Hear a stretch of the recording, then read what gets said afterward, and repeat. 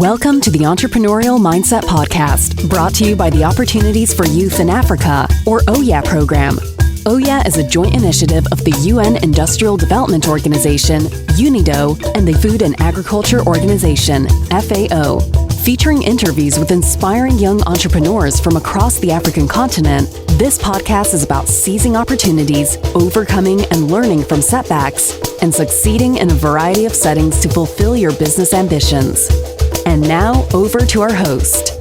Hello and welcome yet to another episode of OYA's Entrepreneur Mindset Podcast. My name is Maggie Mutesi, and I'll be in the driver's seat helping you understand and learn best practices from our guests. So you probably have heard the saying that only entrepreneurship can create opportunity where none seemingly exists. But what better way to start going or to start learning from our entrepreneurs than, from this particular podcast.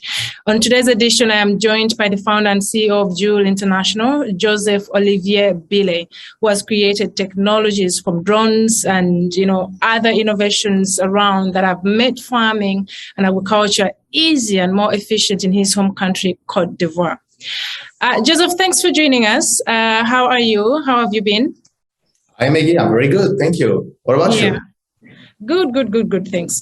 It's interesting when we had a chat about what JooL exactly does. And, you mentioned to me that you never did anything about farming or agriculture. It was just an opportunity you saw and boom, you got into it.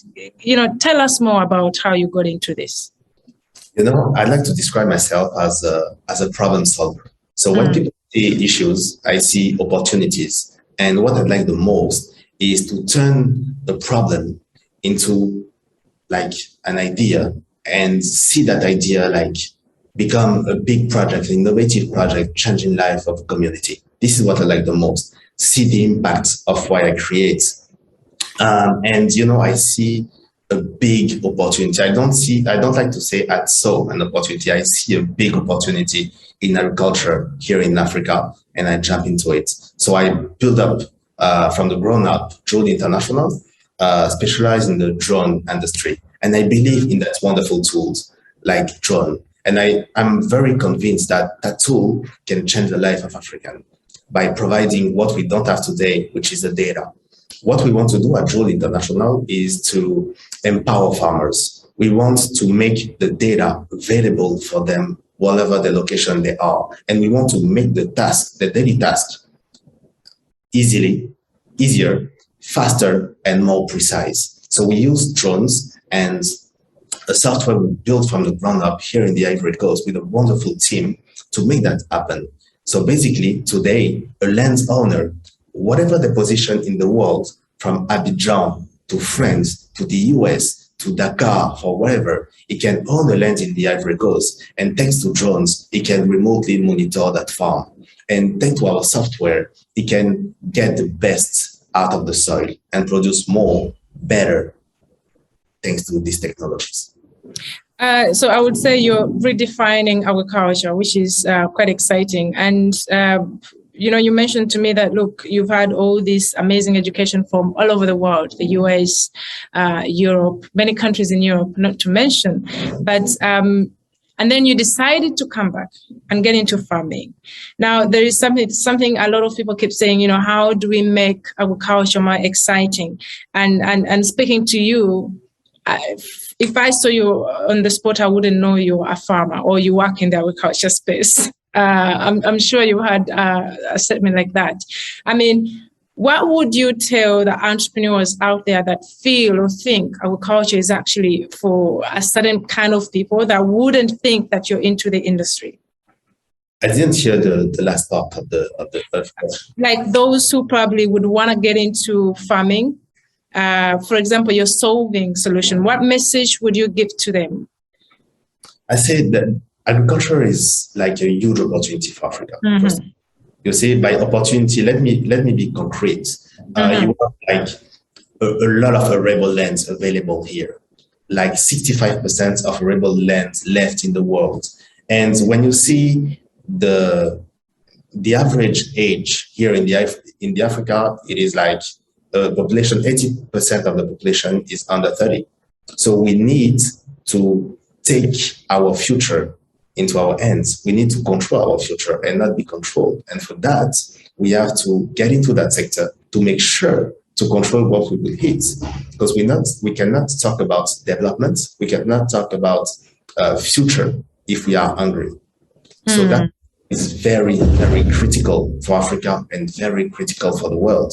So for all the youth in Africa, I'd like to tell you that it's a time for us to not miss that revolution, the digital revolution that will enable us to build up solutions that will change the life of all these farmers and make us, the youth, get into that sector. Let's make it sexy. Let's make it fun, so we can be part of it and we can use that sector to control our future.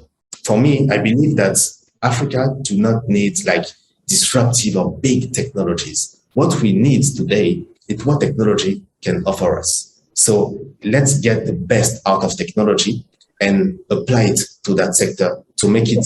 When you say we get the best out of technology, what exactly do you mean, Joseph? Let me give you a simple example. A few years ago, when you have a land inside the country, okay, you're a landowner, so you have a main job, but you also have a land, investment, and you need to control that investment. You need to travel all the way every single time you need to see what happens in your farm. Today, thanks to technology, you can stay in your home, you can share time with your family, you can travel all around the world, and thanks to your cell phone, get access to information. Thanks to drones, you can use that technology also. I somehow knew you were going to push Jews into this. Of course. And you can also use, cell phones. You can use different kinds of technologies to have critical data on farmers to connect them with the rest of the world, because they are very far from all the opportunities. And I think the key here is to bridge the gap between these small farmers and everything they represent to all the opportunities they're looking for right now. Joseph, let's get a little bit practical. Close to 5 years in business, you've already bought a startup. And correct me if I'm wrong, we could value at $1 million or even more. So, one of the biggest challenges around the world, especially in Africa, is not even in agriculture, but entrepreneurship, is capital, starting. How were you able, how were you able to set up this and, be able to raise the money that got you started, make the drones, make the technology, make the business, and build the empire? Okay, continuously build to the empire. Thank you. What is funny is that I started a blank paper with nothing, just a problem. And that problem is that my father wasted a lot of money in the management of his farm. So I came out with that idea of finding a solution to solve the problem my dad met. And I'm talking about my dad, but it's the same problem of many, many people across the continent and across the world. So I decided, I was alone in front of a blank paper. I started drawing stuff, trying to put ideas down it.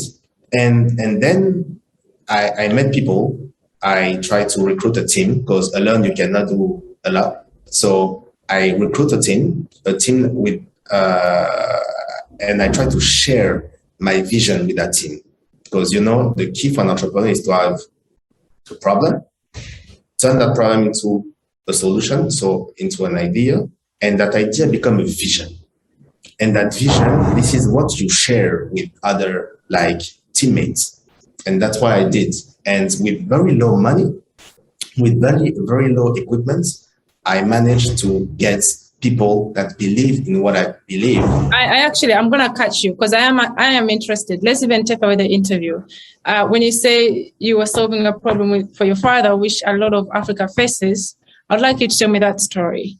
And when you say you had very low money could be $500,000. So we have to be specific as well, because you're a millionaire at this point. So, and bringing a team obviously is not easy, but that we can go to the side.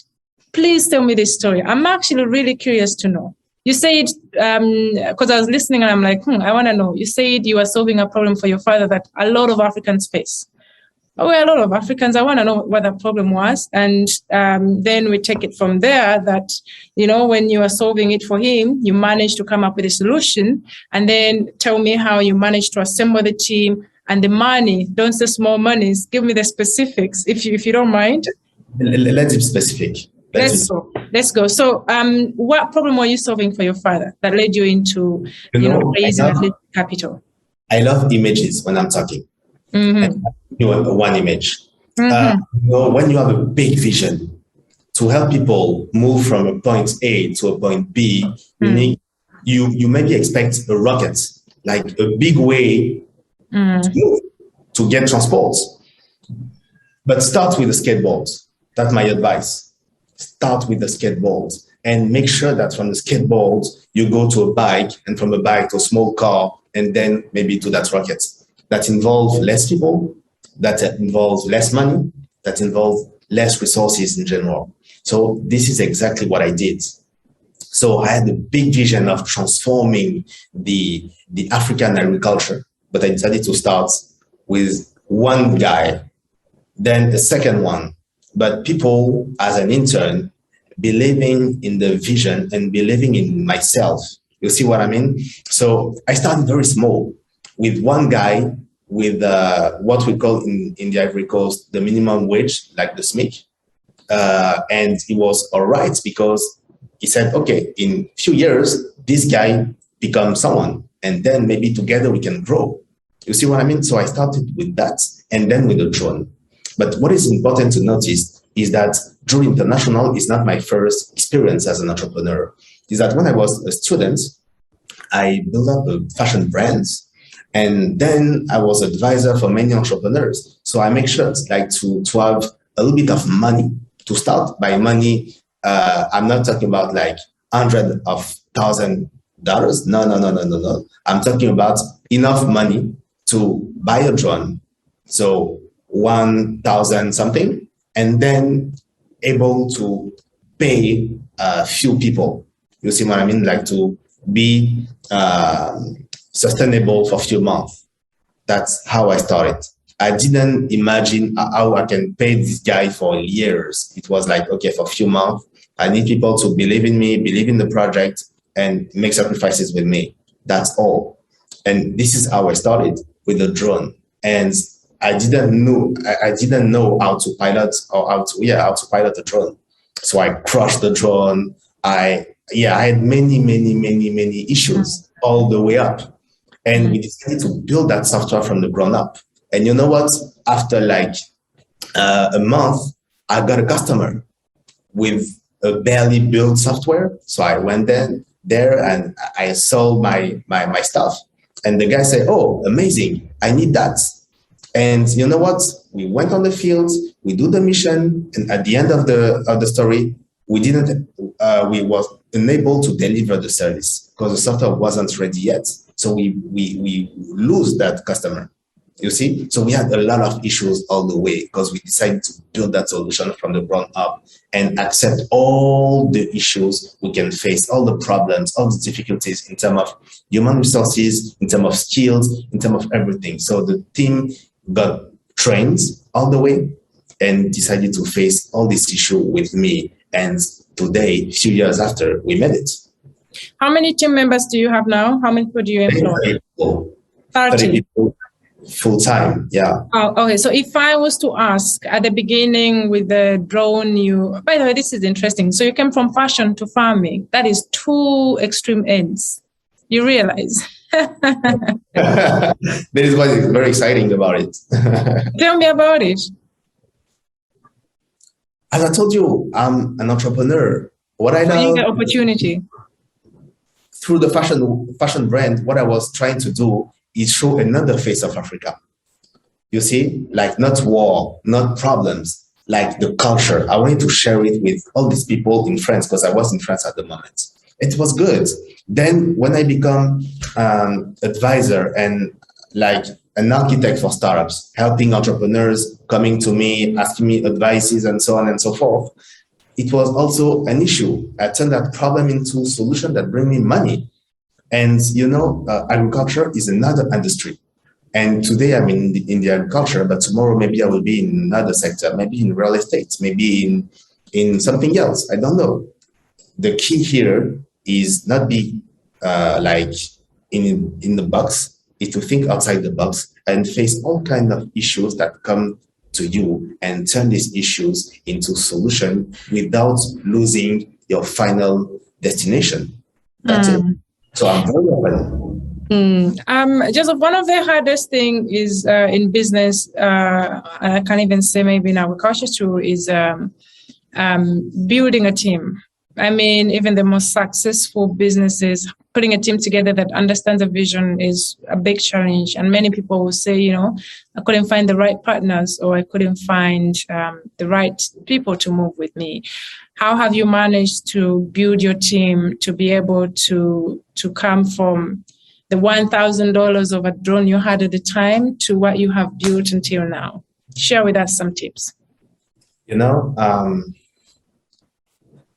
It's a very interesting question. It's very challenging to find the right people at the right place.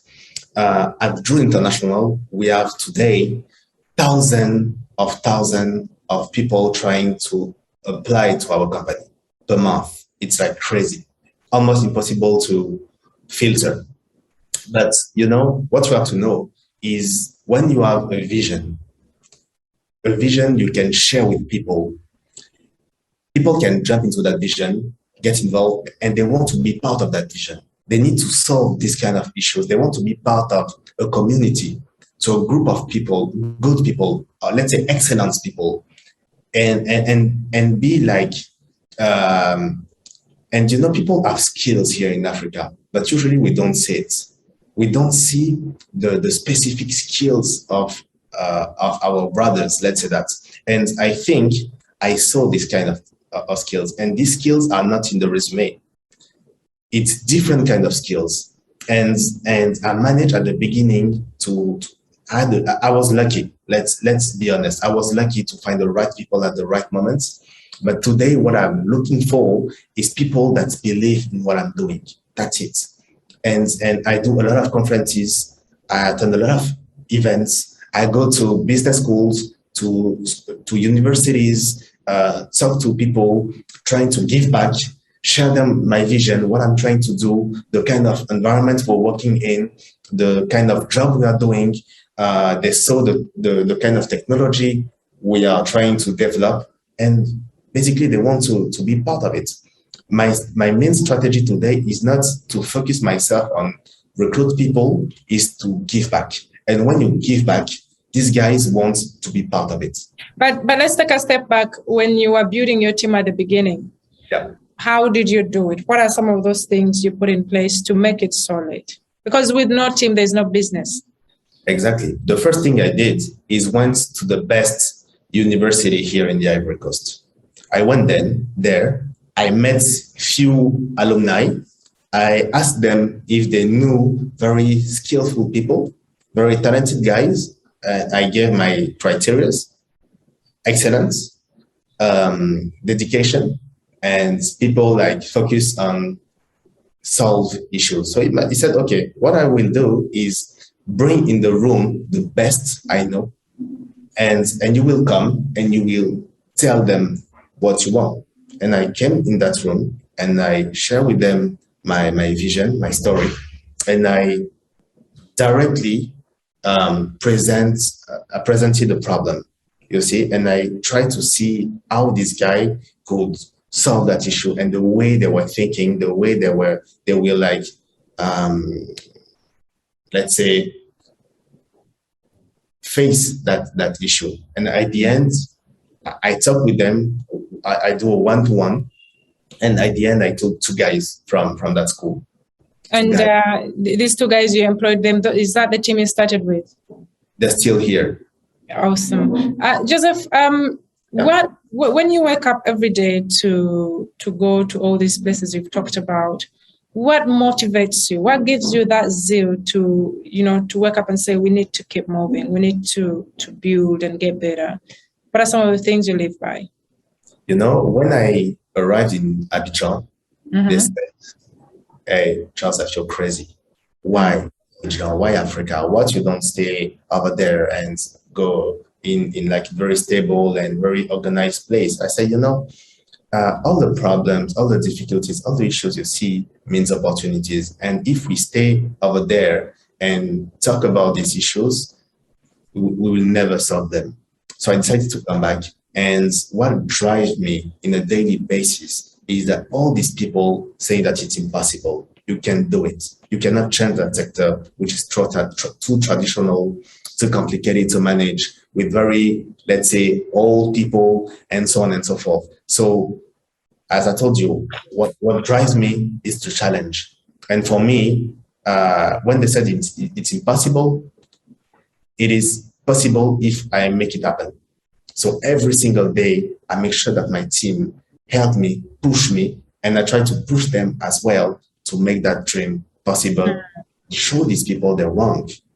And since I came back, I can see more and more of my friends coming back to Abidjan, even, let's say, Africans. So people from other countries, from Africa, coming to Ivory Coast because we make our country sexy again. Do you actually go to the farms, like where the farmers are, and meet with them? I spent almost 3 years very close to them, trying to understand the problem, the issues, because you cannot do it. Tell me about it. It was a wonderful experience. I learned a lot in very different ways. There are people with a lot of values, you see, and they have a lot to share, a lot. Even, in the techniques, they're very traditional techniques. And for me, you can solve issues when you touch that issue on a daily basis.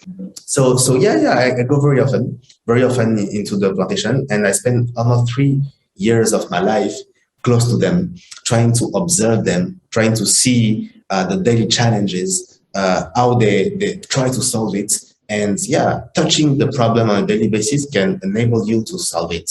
So you believe you cannot do farming, or you cannot, even if you're developing technologies in the sector, you have to actually go on the ground and experience this.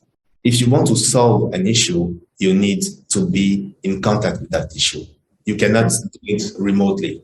You need to see these guys. You need to talk with them. You need to, because Henry Ford said once, if I ask the people what they were expecting, they will say a faster horse, and you built a car. So if you want to do a disruptive innovation, you need to understand by yourself the problem going on the field and not do research. And another very challenging part in Africa is that you don't have data on the internet. So you cannot have like this kind of feedbacks from the farmers on internet, on Google and so on. So you need to go on the field to get them. So this is what we did. I mean, you mentioned to me that you have over 45,000 farmers on your platform that provides data and insight. And I thought that was really a huge number, especially to get on this kind of network. But how do you get access to markets? I mean, a lot of people, do farming, have the products, but there's always challenges to who to sell, or the infrastructure sometimes, or even getting access to these markets. How do you outsource this? How do you even how are you able to get the clients and get all these people? It was very difficult, and it's still difficult, to be honest. All these guys, we went there, we went to them. We used a very simple strategy. We went to cooperatives, and in the Ivory Coast, we are very lucky. Some sectors are very organized. And so we went there, cooperative, regrouped people, so small farmers together. So we went to the cooperative to get like thousands of farmers each time. So we tested the solution. It was very important for us to test the solution in different sectors. So in the maize sector, in the cocoa, in the rubber, in the palm oil, and in the mango, in the cotton, and so on and so forth. So for that, working with different kind of cooperatives make the number going up. So we fields, we met them, we talked with them, and we did something very simple. We said, okay, today when you do your job, you spend this much time. With our solution, this much time. What do you prefer? This is what you can obtain, you can gain with our solution. This is the award at the end. What do you want? Your solution very slow, very difficult to use, very unstable, or something very more precise, smarter, faster, with way more opportunities at the end. What do you prefer? So at the end, it's very simple. This guy needs to move forward. So if you provide them a solution that will enable them to move forward with the right business model, they go with you. And I think the business model was the most difficult part to find. And till now, we're still trying, we're still testing. So you just have to go all in and have your business structure to be able to be more practical. I want to touch like thousands of farmers. Not in Europe, we're not in America. These guys don't have Facebook. They don't have Twitter. They don't have LinkedIn. So that you cannot reach them remotely and easily. If you go to the radio, you have to talk in the local language, which can be very challenging if you don't speak the language. So you need to go to the people that can put them together. So when you go once, you talk with thousands of them or hundreds of them. That make the job easier. Because if you talk to farmer by farmer, you will manage his way of thinking. Maybe the confidence is not here because he doesn't know you. He can be scared. He can say, oh, maybe this guy wants to steal money from me, So you have to take the guy that created already a link with them. And the cooperative did that. And this cooperative put them already together and help them sell the production and improve the yield. So going to the cooperative, we managed to put these guys together and with a very good solution, very adaptable to the needs and to the daily situation. I think it's the perfect combination. I mean, that's interesting. You said you bought this company at the beginning to make JooL International, and you're planning on buying another one, by the way. You're very rich, huh? And one thing out of this is... When you work, and when you plant the seeds, that the tree once and get fruits. Yeah, it seems to me like you know how to make the money when it comes to this. It's the goal of an entrepreneur, impact and money. But some of us don't know how to make the money. We have the ideas, but we don't know how to monetize them. Tell me, how do we do it? I don't have a recipe. Give us your recipe, share with us. And let me patent it first. Let me patent first the idea. Now, depending on the sector, depending on the business, depending on the solution you're building, it's not a recipe you apply. I think the best thing is to have a good product, to know your audience, and make sure the technology or the solution you develop is adapted to the environment, to the ecosystem, to everything. You see, the key is to have something not developed for you, but for your final customer. If the product solves an issue, the guy will use it because he needs that problem to be solved. You see what I mean? I do. You just have to find a way to make sure that he can afford it. Because if you propose something twice or three times his budget, he cannot do it. So maybe let's say the recipe is to have a good product, adapt to a specific needs, and the product not for you, but for the customer, and adapt to his budget.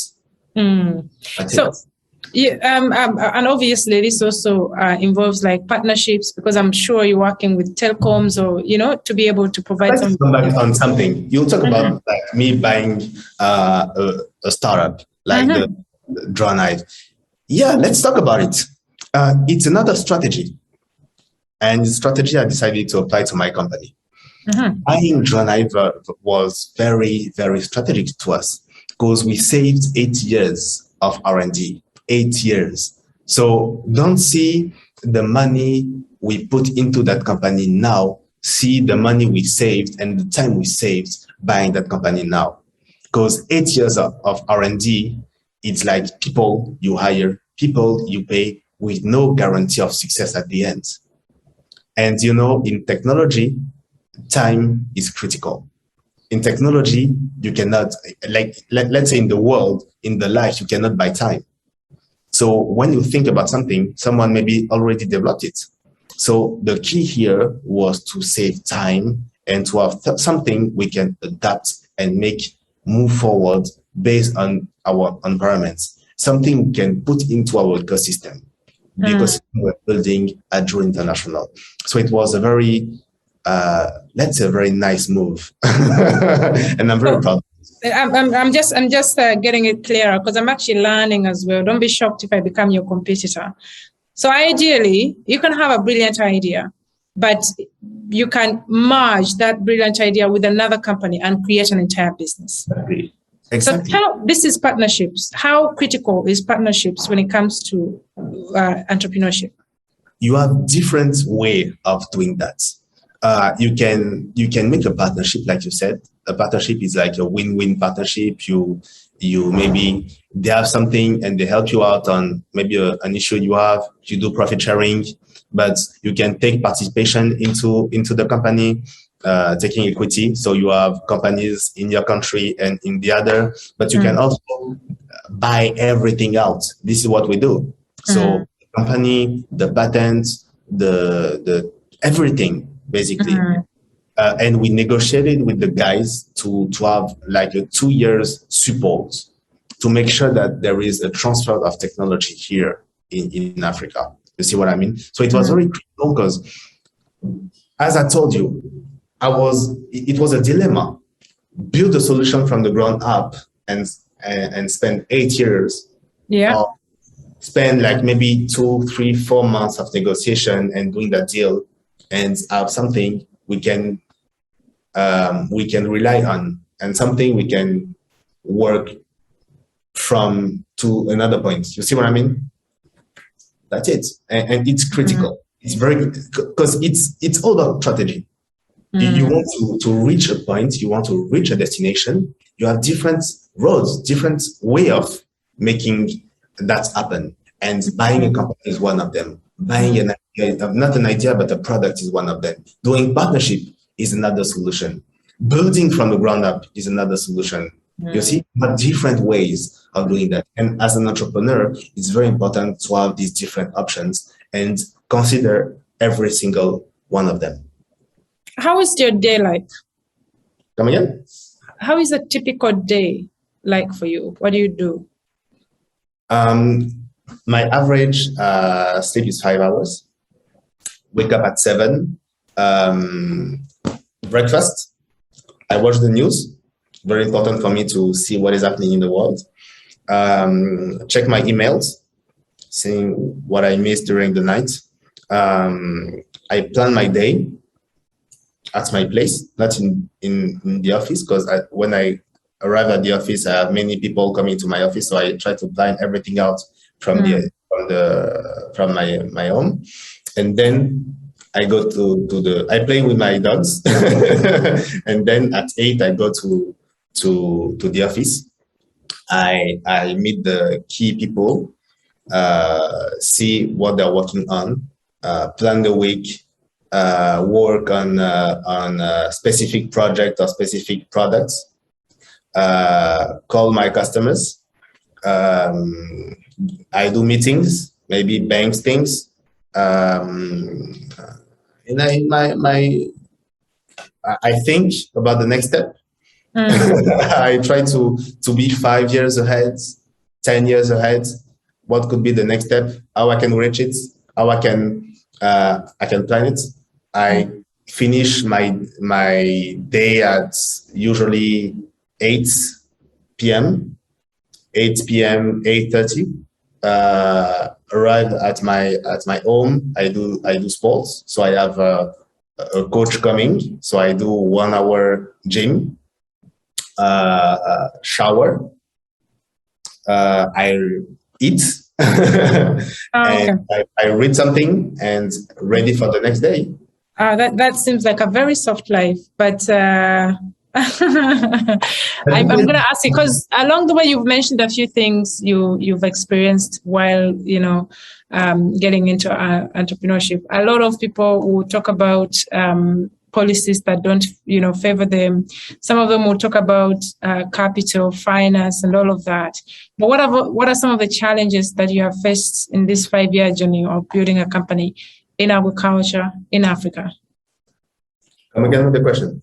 Some of the challenges you have faced along the way.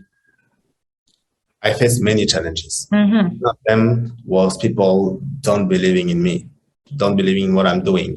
My age, I was too young for the people here. How come a young guy come to tell us what we can do differently or show us another way to do what we used to do for years? It was the main challenge. Second challenge was to find the right people I can rely on, people that can enable me to work on my stuff and leave them work on theirs. You see what I mean? So be totally autonomous and be able to lead others. It was very complicated to find these guys. It was very complicated also to let's say, promote the products inside the country, because startups didn't have like a real status here in the Ivory Coast. Some of them call us companies or SMEs that don't know what a startup is. So we managed to build an association called C20, which is the best Ivorian startup that put together the strength, and together we make sure to promote different kind of values and create a better ecosystem for startups. So we managed to negotiate with the governments, negotiate with the main institutions to make startups move forward, get access to markets, get access to investments, get access to the right legislation, and so on and so forth. Because it's very complicated when you are an innovative solution to deal with something like a very unknown stuff. Second thing, last thing is the legislation, because the legislation is not adapt to what we're doing. And in Africa, usually it's not easy at all, because they rely on rules or laws from other countries, and it is not adapted to our realities. You see what I mean? So it was very challenging for me as an entrepreneur, as an innovator, to move forward, let's say that. So we had to deal with all this uncertainty. From all those challenges, what lesson have you learned? I learned that an entrepreneur has to deal with uncertainty. And you cannot make a business plan, anticipate 5-10 years, and everything will go like you planned. Not possible. Every single day, you'll have to twist, change, adapt to what comes to you. So this is my main takeaway. As an entrepreneur, I think the main thing is to be agile and to not be scared when something happens differently. To adapt, to adjust.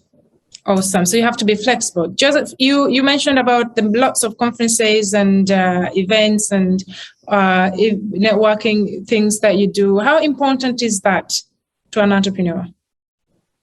I'd like to add also awards like competitions, startup competitions. You have a lot of startup competitions. You have a lot of events. When you have an innovative solution, people need to hear.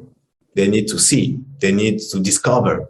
So with the job we did over the years, we won many awards across the world, from Harvard University to Africa, Zambia, to South Africa, Abidjan. We win many prestigious awards, but we also attend a lot of conferences and with very key and important people across the world.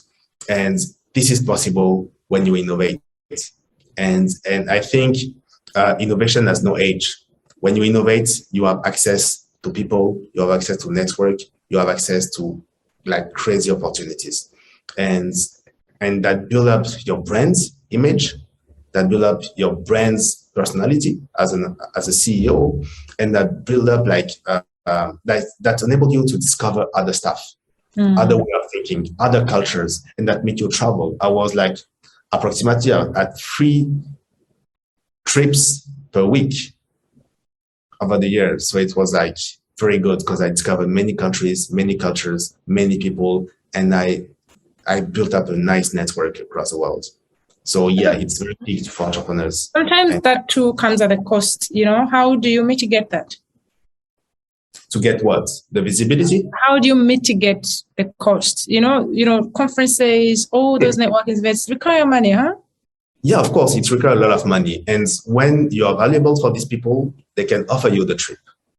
And usually for us, they took everything. They took care of everything, like the trip, the hotel, everything. So usually when they invite you, they take care of everything. So how do you put yourself out there to be able to, to be invited? I mean, not everyone has access to the networks, to the conferences. You have to work because these people, I didn't know them. How do you do it? They out through LinkedIn, through Facebook, through my social media, because they see what we're doing. So when we see that, they need to discover more. They need to hear more. Their audience or the people they invite to their conference need to hear that. So they invite you for that. So it depends how you communicate, how you share your solution, your product, your achievements, the impact you're creating in your community. So people love that. And when they see that, they invite you. Same thing for business schools and universities. You can be a very nice example for this youth. You're young, you innovate, and you're from a business school. So they need usually you sharing with the others how you made that happen. So yeah, it's very, very cool. So you mentioned to me that this wasn't, a sector you're familiar with, having done a lot of things in different industries. How did you get into farming and what inspired you? Okay. My story is the story of a young Ivorian living in the Ivory Coast with many dreams. And one of them was to become an airline pilot. But my father was expecting me to be in farming. But that kind of farming, very traditional, the one you used to see in a daily basis. At the end of the story, I didn't become an airline pilot, but neither a farmer. But I became an entrepreneur. And I found a way of creating value for farmers, thanks to technology, through technologies, and from the air. So I managed to become that young guy, combining the vision he had for himself, but the vision of his family. So I combined these two, and today I create value for entrepreneurs, for farmers across the country, and soon, I hope, across Africa. So everything started with my father was trying to, show me the plantation, the different trees, and I was playing with the paper plane, flying over these trees. So I was focused on the paper plane, it was focused on the trees, and at the end, I make sure that this paper plane become a drone, and that drone today fly over plantations and bring out value to these farmers. And I think that dream I had became a reality. And what is cool is everything started with a problem. And that's why I like to describe myself as a problem solver. When people see issues, I see opportunities. And, what I like the most is to see that problem become an idea, and that idea a project, a concrete project, an innovative project that changed the life of a community. And in my case, everything started with a very, very funny and difficult situation at the same time. When I came back, my father bring me also into plantation. I was older, and that time it was to show me the result of his management. He was telling me that he was very busy, traveling the world, being in Abidjan when his plantation was 4 hours away. And, you know, he was showing me on WhatsApp pictures of his plantation managed by people there. And when we arrived there, we discovered that all the pictures we received on WhatsApp wasn't his plantation. It was plantation of people around, and he had actually almost no plantation. And the guy in charge of the management, receiving money all the time, built a house with all this money he received. So, you know, JooL International was born through these issues. And we found a way, you know, to build a solution to enable people like my father, like all these Ivorians living abroad, to remotely monitor the farm. So basically, whatever the position, whatever busy they are, they can have access to the right information on the cell phone, thanks to two things: a drone and the powerful software we built from the ground up here in the Ivory Coast. So everything started like this. So with a dream of becoming an airline pilot, with the dream of my father of me becoming a farmer, finally, I end up in the agriculture, flying with things, but not airline planes, but drones. That's awesome. Joseph, unless if there's anything we have to add, I have one last question that I ask everyone I speak to.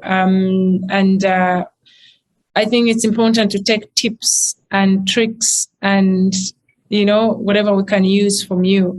And I'm just going to ask you that for those in the innovation space, especially in agriculture, it's quite challenging, you know, when it comes to internet penetration, you know, getting the farmers even to understand that they need some of these tools to be able to produce more or produce better and you know, create an entire line of their products is a huge challenge. You've managed to navigate this, and, you know, well done.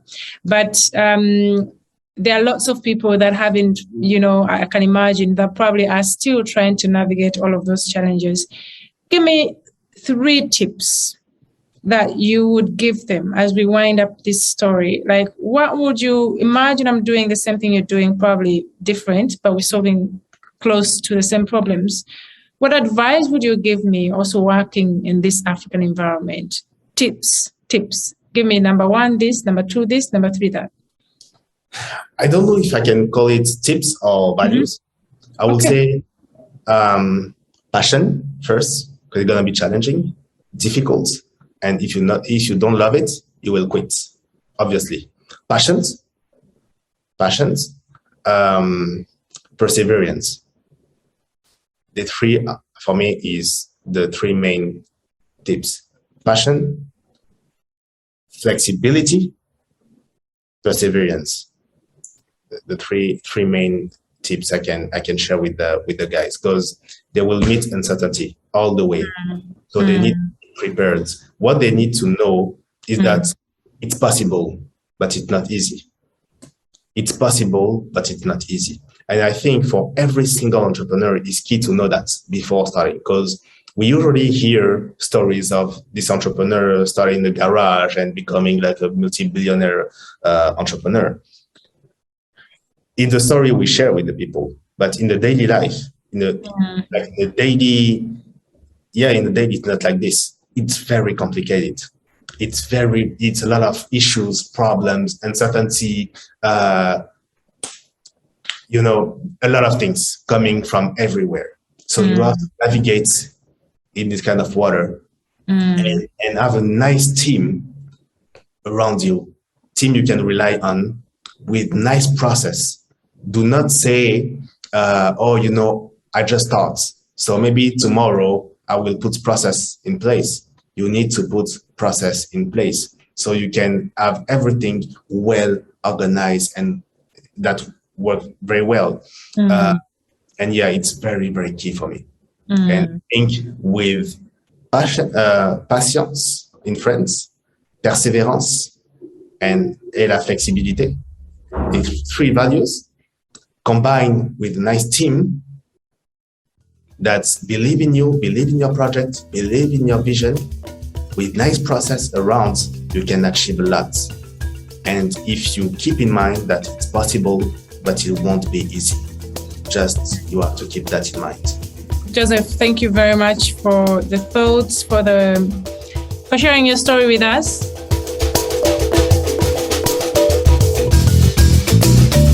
This has been the OYA Entrepreneurial Mindset Podcast.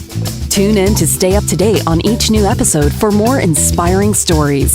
Share your entrepreneurial journey with us using the hashtag #WeNeedOYA. A link to our website and social media is available in the description of the episode.